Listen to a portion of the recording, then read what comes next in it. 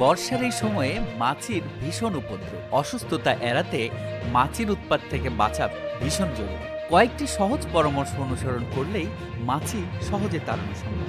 রোগের প্রকোপ থেকে বাঁচতে প্রয়োজন বাড়তি সতর্কতা। রান্নাঘরে ছোট পুদিনা পাতার গাছ লাগাতে পারেন। পুদিনা পাতার গন্ধে মাছি রান্নাঘরে থাকতে পারবে না। রান্নাঘরের কোণাগুলিতে নিয়ম করে ভিনেগার স্প্রে করুন। ভিনেগার মাছির জল।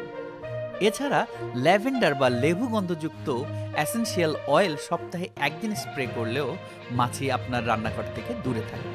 দারচিনির তাজা গন্ধেও রান্নাঘর থেকে মাছি দূরে থাকবে। রান্নাঘরের জানালার 2 টুকরো দারচিনি রাখুন। লবঙ্গের গন্ধ মাছি সহ্য করতে পারে না। লবঙ্গ ছড়িয়ে রেখে দিলেই সহজেই মাছি তাড়াতে পারবেন। বর্ষায় স্যাঁতস্যাঁতে ঘরের কোনো কেমিক্যাল স্প্রে না ব্যবহারই ভালো। মাছি তাড়ানোর সব থেকে ভালো উপায় হলো রোজ সন্ধ্যায় ধুনো জ্বালানো। ধুনোর গন্ধে সব পোকামাকড়ই চম্পট দেয়। আর ভালো ফল পেতে ধুনোয় কর্পূর ফেলে দিতে পারে, দেখবেন মাছি আর থাকছে না।